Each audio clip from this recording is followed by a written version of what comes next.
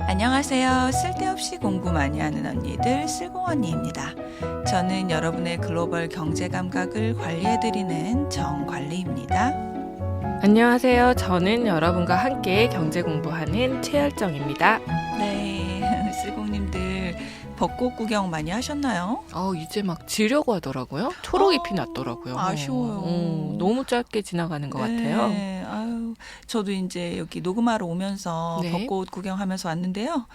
자, 꼭 어디 특별한 관광지를 가지 않으시더라도 그렇죠. 그쵸? 출퇴근길, 점심시간 등 짬짬이 시간 나실 때 네. 그죠? 생활 속에서 이 자연이 주는 선물 그죠? 1년에 한 번 주는 선물이죠. 크리스마스처럼.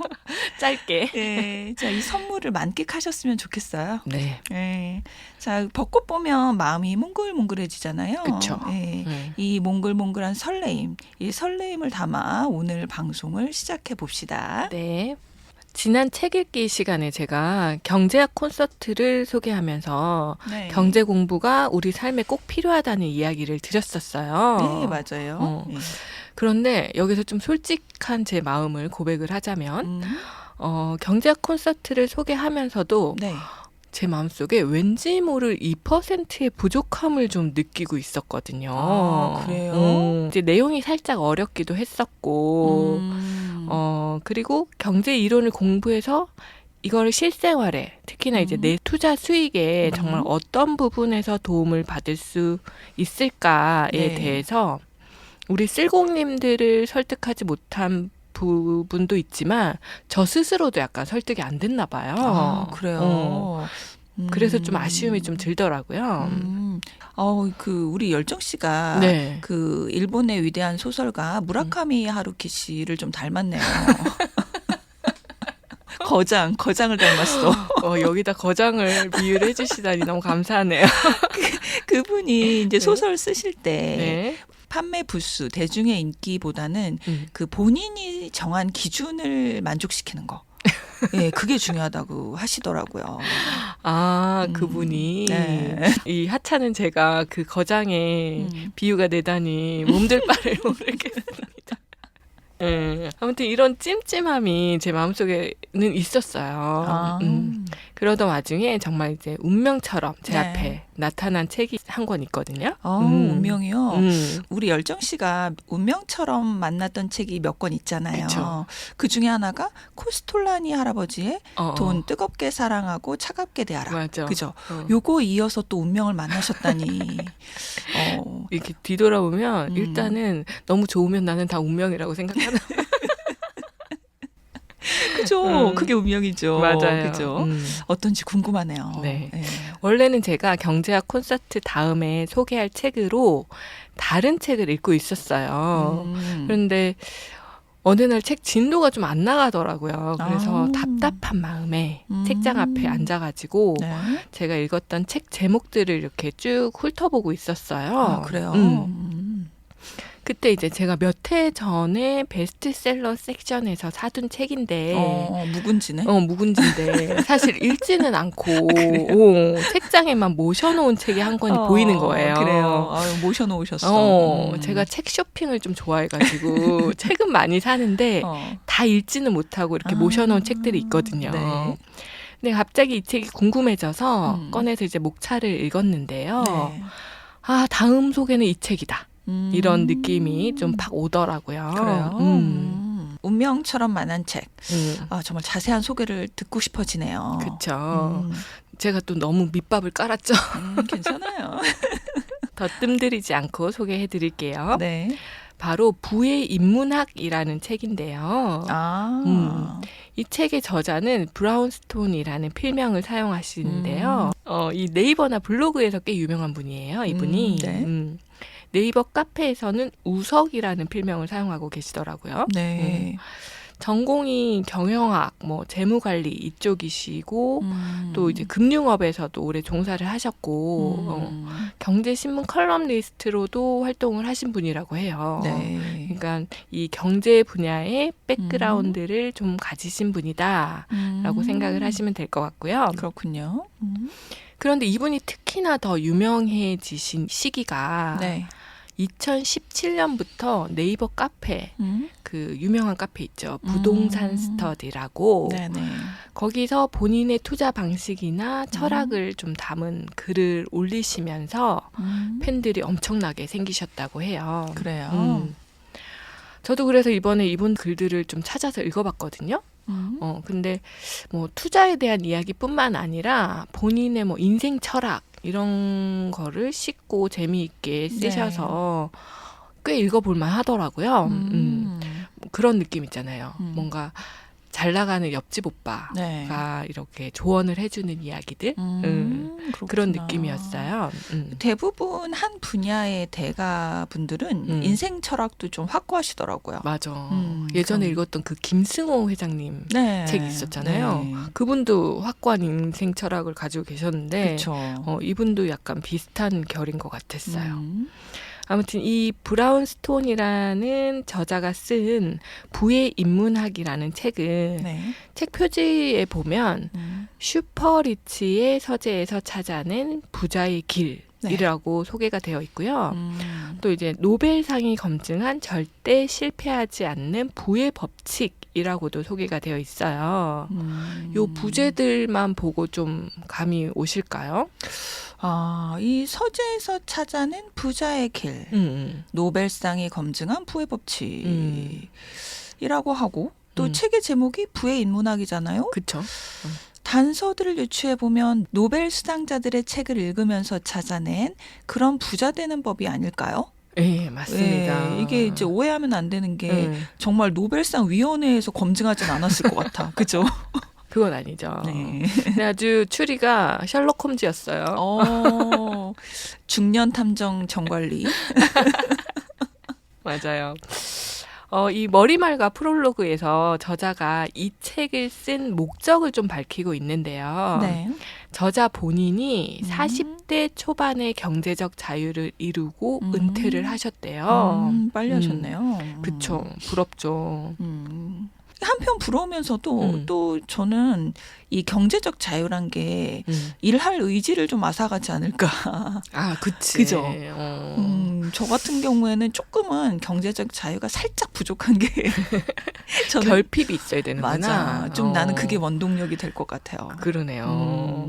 저는 참 부러웠는데 이렇게 이제 이분이 조기 은퇴를 하고 여유로운 삶을 살 수 있었던 이유가 바로 통찰력을 길렀기 때문이라고 하거든요. 이분이 네이버 카페에 올리신 글들 중에 네. 경제 전망을 하신 글들이 좀 있는데요. 그래요? 네, 이 전망의 적중률이 꽤 높은 편이라고 해요. 이거 월가에서 이분을 좀 배워야겠네. 그치. 그치? 이 숨은 고수가 우리나라에 있었어. 그러니까요. 그래서 이제 성지순례 오듯이 사람들이 카페에 방문을 해서 찾아서 읽는다고 하거든요. 그런데 이분의 전망 적중률이 높았던 이유가 본인의 설명에 따르면 거인들의 통찰력을 빌려왔기 때문이라고 밝히고 있어요. 책 제목도 거인의 도구라고 있잖아요. 그죠? 그쵸. 거인의 도구. 그 책도 있죠. 맞아요. 이 거인의 통찰력을 빌려왔다고 하는데 그 거인들이 도대체 누굴까요? 우성님이 통찰력을 빌려온 그 거인들은 바로 경제학자들입니다. 똑똑하신 분들. 그렇죠. 천재들. 그 애덤 스미스부터 시작해서 데이비드 리카도, 케인즈, 하이에크, 그리고 2000년대 노벨 경제학상 수상자인 데니얼 카너먼, 이분은 행동주의 경제학파를 창설하신 분이래요. 네. 그리고 효율적 시장 이론을 쓴 유진 파마, 네. 그리고 굉장히 유명한 책이죠. 넛지. 그죠. 넛지의 작가인 리처드 세일러, 그리고 혁신을 좀 강조했던 폴 로머, 이런 분들의 책과 논문을 읽으면서 통찰력을 키워왔다고 설명하고 있어요.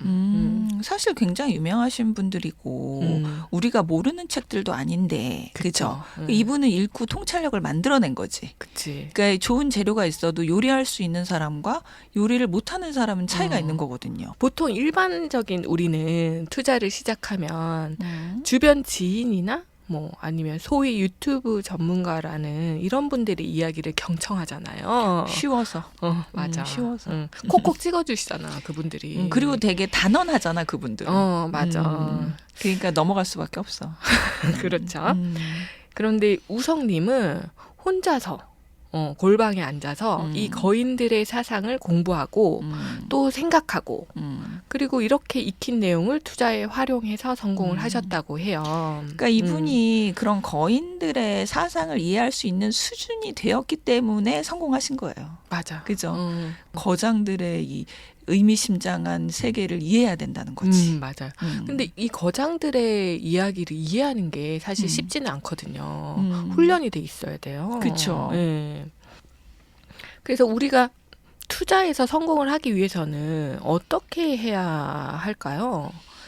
이걸 좀 고민을 좀 해봐야 되는데 책에서는 시장과 다른 방향으로 선택을 하고 그 선택이 옳다는 것이 밝혀지면 네. 그때 큰 부를 이룰 수 있다라고 설명하고 있거든요. 그러니까 결국 이제 주식 시장을 예로 들어 보면 하락장인데 이제 근거를 가지고 이제 앞으로 상승할 것이다, 회복할 것이다라고 하고 이제 그때 많이 매수해 놓으면 그죠? 나중에 큰 부를 이루는 그런 예가 되겠죠. 그렇죠.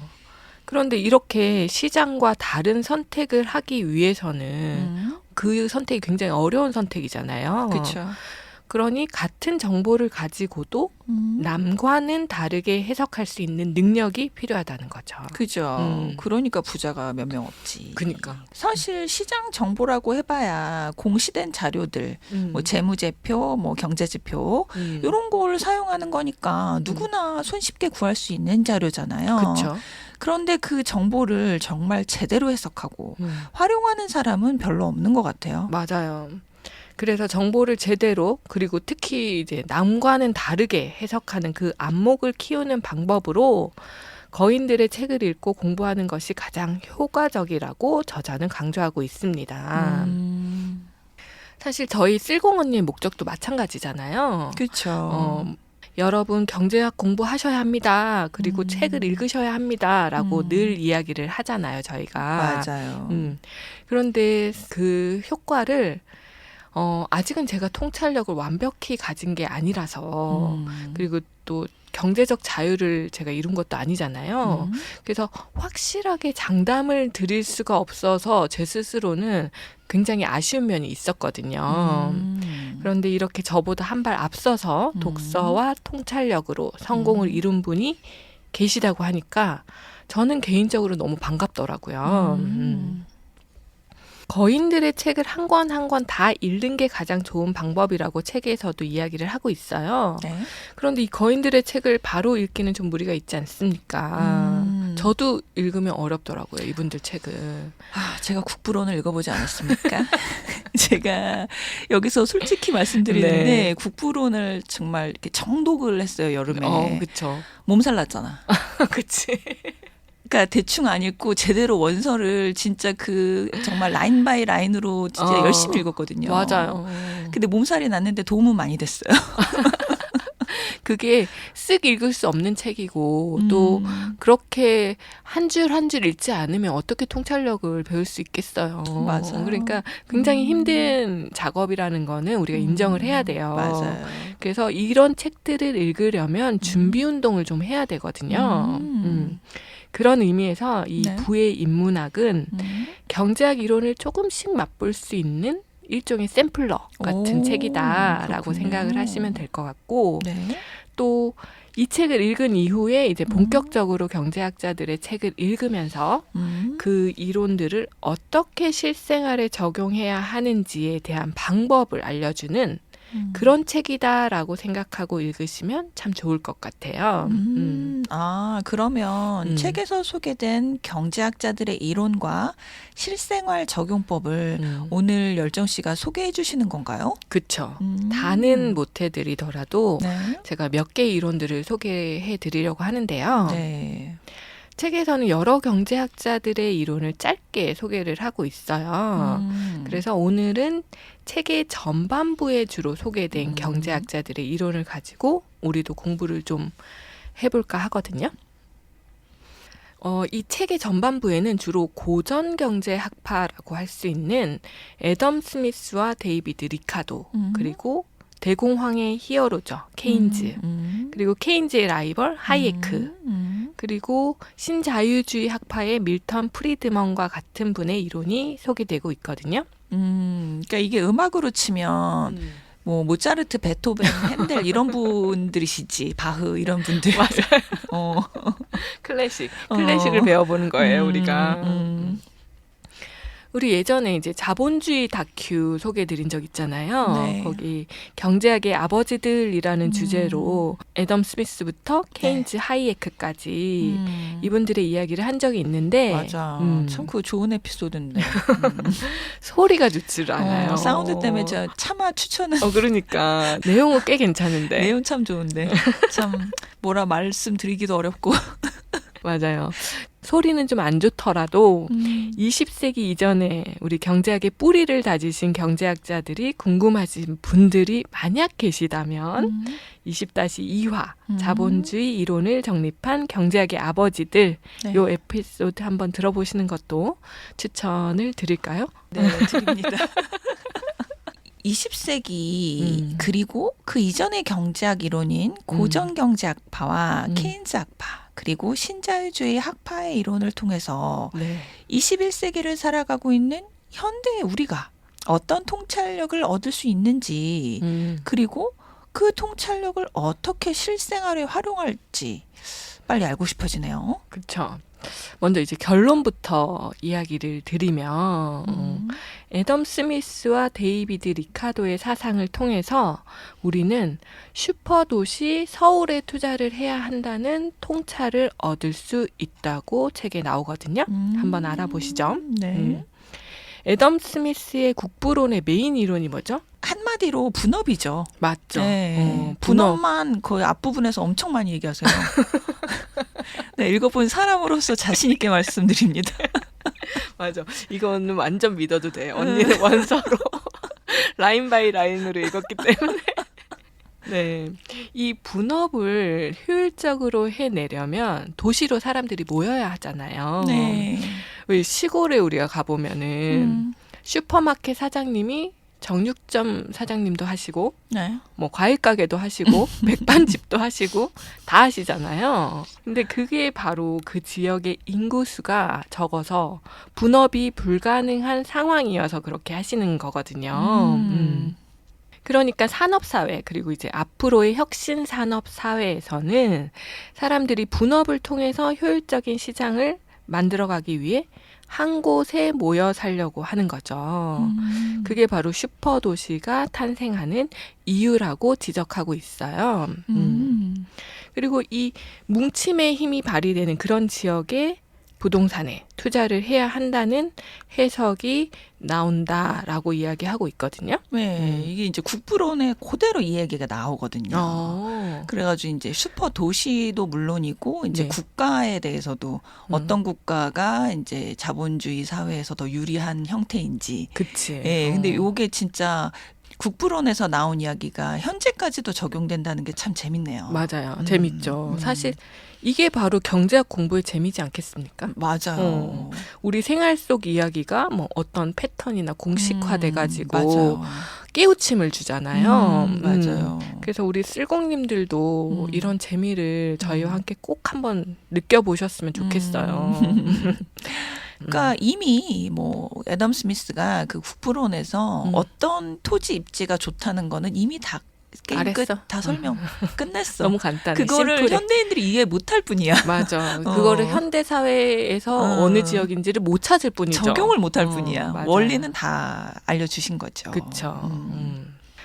다시 경제 이론 이야기로 돌아와서요. 네. 애덤 스미스에 이은 또 다른 고전 경제학파 데이비드 리카도의 비교 우위론과 차익 지대론이라는 이론도 같이 살펴보면요. 비교 우위론 단어는 사실 어렵지만 네. 이론은 정말 간단하거든요. 이거 우리 중학교 때부터 수능 문제까지 나오는 그쵸. 비교 우위. 그죠? 이거 중학생 아이들도 들으면 네. 아주 도움이 되는. 이거 수능 필수 문제잖아. 그쵸. 비교 우위. 맞아요. 사회 과목에서 꼭 알아야 되는데 네. 진짜 심플하게 소개를 좀 드리면요. 네. A 지역과 B 지역이 쌀과 채소를 생산하는 지역이라고 가정을 우리가 해봐요. 네. 근데 쌀과 채소 모두 A 지역이 잘 생산해. 적은 비용으로 많이 생산할 수 있다는 거죠. 네. 그래서 한마디로 A 지역이 절대 우위를 차지하고 있는 거고 네. B 지역은 두 상품 모두에서 절대 열위 상태인 거예요. 그런데 리카도는 이런 상황이다 하더라도 A 지역에서 쌀과 채소를 모두 생산하는 것보다는 A 지역은 채소를 생산할 비용까지 몰빵해가지고 쌀만 제대로 생산을 하고 네. B 지역에서는 쌀보다는 기회 비용이 적은 채소를 생산하는 게 더 낫다라고 주장을 한 거죠. 이게 맞아. 바로 비교 우위론이에요. 리카도도 얘기했지만 애덤 스미스도 또 얘기를 했었어요. 참 재밌네요. 리카도가 애덤 스미스의 국부론을 읽고 경제학자가 됐다 그러더라고요. 아, 그래요? 네. 맞아요. 몰랐네.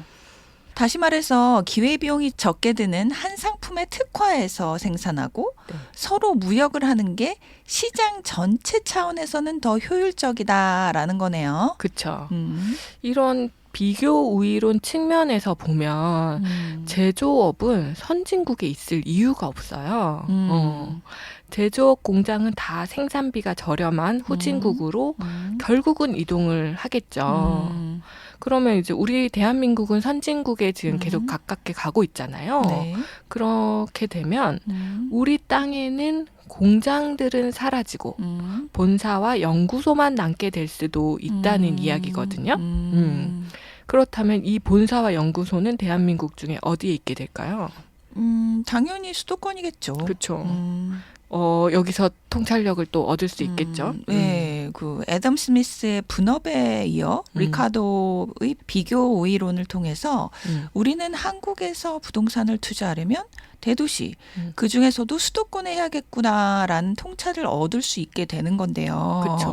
근데 여기서 또 제가 또 한번 좀 생각해보고 싶은 내용이 네. 이제 이게 굉장히 옛날 고전 이론이라 이제 대개는 맞지만 맞아. 요새 이제 또 세상이 바뀌고 있잖아요. 그렇죠. 유비쿼터스, 그다음에 디지털 노마드. 아, 그죠? 맞아. 그래서 이제 절대적으로 이게 100% 맞는다라고는 저희도 장담은 못 드리겠어요. 맞아. 그리고 그 요즘 디지털 노마드 중에 제주도, 양양 이런 도시로 또 가서 네. 일하는 분들 꽤 많더라고요. 그러니까요. 보면은 그 샌프란시스코도 부자들은 또 멀리 떨어진 데서 살기도 하고 막 이러잖아요. 맞아. 집중화되는 게 싫다라고 예. 해서. 그래서 이제 이게 대체로 맞는 이론인데 네. 예, 이제 세상이 변하면서 조금씩의 예외는 있을 수 있다. 맞아요. 이 정도 알아두시면 될 것 같아요. 네, 맞습니다. 예. 리카도의 이론을 조금만 더 알아볼게요. 네. 데이비드 리카도의 비교 우위론에 이어서 차액 지대론이라는 이론도 있거든요. 이 차액 지대론도 아주 간단히 제가 설명을 좀 드릴게요. 네. A급지와 B급지에서 생산되는 농산물이 있는데 네. 당연히 토양의 질이 좋은 A급지의 생산 비용이 B급지보다 낮겠죠. 저렴하겠죠. 네. 결국 이제 A급지의 생산량이 더 많을 수밖에 없는 거예요. 네. 그래서 A급지 생산량은 뭐 쌀 100톤인데 B급지의 생산량이 쌀 50톤이라고 하면 A급지에서 얻을 수 있는 추가 수익이 쌀 50톤이 되는 거잖아요. 네. 이렇게 B급지 대비 A급지에서 추가로 남는 수익은 대부분이 네. 한정된 자원인 토지의 희소성에 의해서 자본가나 노동자가 아닌 땅 주인인 지주에게 돌아가게 된다는 게 네. 차액 지대론의 이론이고 A급지 지주가 B급지 지주보다 더 많은 지대를 벌 수 있게 되는데 이게 바로 차액 지대라는 거죠. 네, 이 차액지대 개념 이게 또 이제 사회주의 학자들의 비판을 그죠? 요 개념이죠. 예. 맞아. 그 땅 가진 주인만 예. 계속해서 부자가 되는 그런 거잖아요. 예, 그래서 부의 격차가 커지고 이제 그런 문제들을 나중에 제기하게 되죠. 네, 지금까지도 뭐 오고 있는 사실이긴 하지만. 네, 맞아요. 그렇다면 이 차액 지대에서는 어떤 통찰력이 나오느냐? 품질 좋은 땅, 예. 즉 A급지의 지주가 되는 게 가장 유리하다라는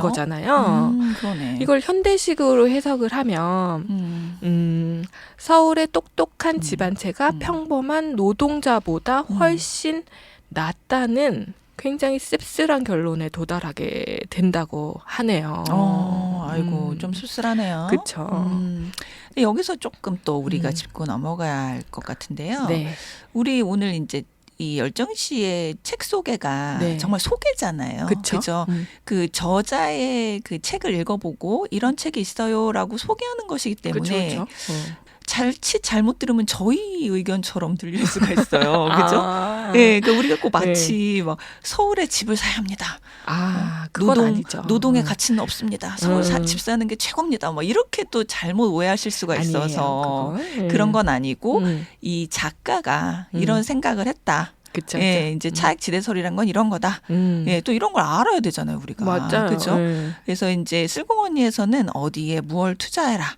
무엇을 하세요라는 이야기를 하고 싶진 않아요. 우리가 하세요라고 하는 건 책 읽으세요. 맞아.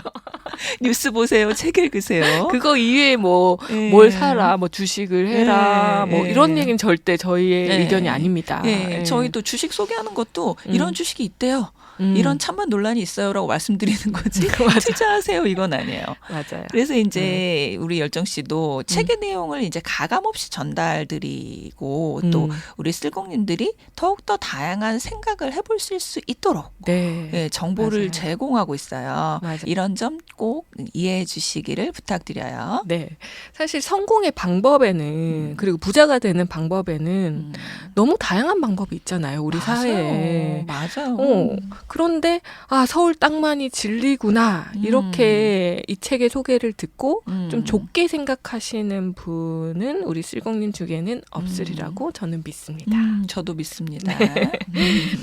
이 외에도 이 책 부의 인문학 2장이 부동산 가격이 움직이는 메커니즘이라는 제목의 챕터거든요. 네. 그래서 부동산 시장을 해석하기 위한 통찰을 좀 얻고 싶다. 이런 분들은 이 챕터 읽고 공부를 해보시면 좋을 것 같아요. 20세기 경제학자인 케인즈와 하이에크 시대로 좀 넘어가 볼게요. 자, 이분들은 정부의 공공지출과 자유시장 경제활동에 대한 이론들로 대립했던 분들이잖아요. 그렇죠. 예, 이분들의 사상에서는 무엇을 도출할 수 있을까요? 이 하이에크 그리고 밀턴 프리드먼이라는 분이 계신데 이분들은 1970년대 노벨 경제학상 수상자예요. 하이에크는 1974년에 그리고 밀턴은 1976년에 차례로 노벨 경제학상을 수상을 했다고 해요. 그러니까 이 70년대는 정말 신자유주의가 최고였던 시대였던 것 같아요. 그러니까 학문적으로 굉장히 꽃이 폈지. 실제적으로는 8, 90년대가 더 신자유주의가 꽃폈지만요. 네. 그래서 이분들이 케인즈 학파의 실패를 지적하면서 시장은 자유롭게 경제 활동을 해야 한다고 주장을 했어요. 좀 더 자세하게 신자유주의 학파의 이론을 살펴보면요. 정부의 재정 지출은 장기적으로 물가 상승을 초래하고 물가가 상승하면 국민의 부가 정부에게로 흘러 들어가서 결국은 국민들은 계속해서 가난해진다라고 설명하고 있거든요. 네. 자, 재정 지출이 장기적으로 물가 상승을 초래한다는 얘기 조금 더 쉽게 풀어보면 재정 지출이 뭐예요? 나라가 돈을 푸는 거죠. 그렇죠. 예, 시중에 돈을 풀면 시중에 돈이 많아지잖아요. 그렇죠. 그러면은 사람들이 무언가를 살 수 있는 돈이 많아지죠. 그렇죠. 그러면 뭔가를 서로 사려고 할 거고 수요는 많아지는데 공급은 그대로이거나 줄어드는 경우 물가가 올라가게 되죠. 물건 가격이 올라가는 거죠. 쉬운 거지만 한번 짚고 넘어가야 되죠. 짚고 넘어가죠. 그래서 이렇게 정부가 국채를 발행을 해가지고 돈을 풀잖아요. 보통은. 그러면 돈의 가치가 굉장히 떨어지고 언니 말대로 물건의 가치만 올라가잖아요. 그러니까 빚을 많이 진 정부는 굉장히 유리한 편에 쓰는 거고 돈을 나눠 가진 국민들은 굉장히 불리해진다 이런 이야기거든요. 그죠. 내가 가진 돈의 가치가 떨어지니까. 그렇죠. 그러니 결국 이렇게 선심성 재정 지출이 많은 국가, 파퓰리즘 또는 그런 시대. 이제 화폐를 가지고 있으면 우리는 가난해질 수밖에 없다라는 게 되고 대신에 자산을 가지고 있으면 부자가 될 수 있다라는 결론을 도출할 수 있겠죠. 그러네요. 네. 혹시 이 신자유주의 학파에 대해서 좀 더 자세한 내용을 우리 알고 싶다 네. 이런 분은 음량은 좀 안 좋을 수 있지만 26화 신자유주의가 경제 혼란의 원인인가 이 에피소드 내용은 참 좋거든요. 추천드릴까요? 네, 드립니다. 네. 우리 자신감 있게 나가요. 알겠습니다. 자, 이 신자유주의 학파 경제학자들은 아주 명확하게 정부의 역할이 커져서 돈이 풀리면 인플레이션이 발생하고 자산 가격이 상승한다라고 이미 1970년대에 설명을 해주신 거네요. 그렇죠. 그게 우리 최근에 어떤 경제 상황과도 너무 부합했죠. 근데 맞아요. 그런데도 이 사람들은 정부의 선심성 정책을 좋아하잖아요. 그런 거를 보고 이 저자는 왜 인간들은 자유를 버리고 노예의 길을 선택하냐라고 질문을 던지고 있어요. 이게 이제 대부분의 사람들이 큰 그림을 안 보고 당장 내 주머니에 돈 들어오는 걸 좋다고 생각해서 그래. 저도 그렇고요. 맞아요. 그때 네. 코로나 때 우리 막 돈 줬잖아요. 네. 너무 좋더라고. 일단 좋잖아. 이거 인플레이션 생길 거 뻔히 아는데 좋잖아. 그냥 좋더라고요. 그래서 저자는 이 질문에 대한 대답으로 자유는 경쟁이 기본이잖아요. 네. 그리고 노력이 기본이 돼야 되고 책임이 기본인데 이 일반 대중은 아직은 책임을 질 줄 아는 성숙함이 부족해서이다라고 생각하신다고 하네요. 그렇구나. 제가 이 책을 사실 쭉 읽다 보니까 이분의 성향이 약간 보이긴 하더라고요. 그러니까 뭐 저희가 이제 가끔 어떤 경제학자 좋아요, 누구 뭐 존경해요라고 말해도 그분 저는 좀 약간 연예인 같이 저희는 좋아하는 거예요. 어떤 이렇게 정치적인 성향이나 이런 건 전혀 없어. 없어요. 없어요. 그냥 책 읽고 노래 듣고 좋으면 좋아하듯이 그냥 그런 거죠. 맞아요. 네. 그래서 아무튼 18세기부터 20세기까지 많은 경제학자들이 깨달은 결론이 굉장히 명확하잖아요. 그렇죠. 그런데도 우리는 자산시장에 아무 준비 없이 뛰어들었다가 돈과 시간을 낭비하는 바보짓을 하고 있다고 저자는 지적을 하고 있거든요. 맞아. 그러니까 이제 제발 무턱대고 아무것도 모르고 열심히 하다가 빨리 망하기 전에 거인의 어깨 위에 올라앉아서 원리부터 깨우치자는 게 저자의 주장이고 저도 이 부분에 있어서 참 공감을 하는 편이라서 내용이 네. 좋더라고요. 맞아요. 이게 저도 이제 이게 제가 볼 땐 그래요. 이제 이 자산 시장에서 네. 가끔씩 로또 맞는 사람들이 있단 말이야. 있죠. 공부 안 하고 엄청난 부자가 되는 사람들. 맞아. 그냥 로또 같은 거예요. 그냥 운이 좋아서 된 건데. 그 한 번이야 사실. 네, 근데 그걸 보고 공부 안 해도 저렇게 부자가 되는데. 그죠? 아니야, 그런 아니야. 생각을 하면서 어떻게 보면 시장에 뛰어드는 거죠. 그분들도 사실 경제 기본 공부 많이 하면은 투자하는데 좋다라는 거 모르진 않을 거예요. 맞아. 그죠? 그러나 이상하게 이렇게 운 좋게 벼락부자 된 사람들이 눈에 더 많이 들어오고 그분들이 더 많이 얘기하거든. 그치. 그리고 또 조장에 약간 이게 좀 뭔가 이런 여론 같은 것이 맞아. 자극적인 거. 아니 20년 공부해서 차곡차곡 모아서 제가 부자가 됐습니다 이러면은 사람들이 안 좋아하잖아. 그치. 누구나 그 페리테일 그냥 동화 같은 이야기 좋아하잖아. 그쵸. 그죠. 맞아요. 그러니 진짜 로또 같은 인생은 내가 따라야겠다는 생각은 안 하셨으면 좋겠어요. 그죠. 그래서 본인의 의지로 할 수 있는 것들을 하나하나 해나가는 그쵸? 예, 그런 한 주가 되셨으면 좋겠어요. 오늘 제가 전반부라고 설명을 드렸잖아요. 네. 그래서 다음 시간에는 부의 인문학 후반부에 등장하는 거인들을 함께 알아보려고 하는데요. 이 후반부에 나오는 경제학자들의 이론에서는 네. 어떤 통찰력을 얻을 수 있을지 예, 다음 시간에 같이 공부해 보겠습니다. 그 후반부라고 하시는 걸 보니 약간 근래 학자들인가 그쵸. 보네요. 그죠. 살짝만 스포를 드리면 네. 후반부는 이제 21세기가 금융자본주의 사회잖아요. 네. 그러니까 당연히 주식시장에 대한 이야기입니다. 많은 분들이 관심 있는 분야죠. 네. 오늘은 좀 더 쉽게 경제학 공부의 중요성을 알아봤는데요. 네. 자, 부자가 되기 위한 통찰력을 키우는 법. 독서면 충분하다. 최소한 독서부터라도 하자. 그죠? 동의되시는지 모르겠어요. 네. 자, 이번 주는 쓸공님들 마음에 쏙 들어오는 운명 같은 경제학 책 한 권을 골라보시는 그런 한 주가 되셨으면 좋겠네요. 네. 다 같이 쓸공합시다.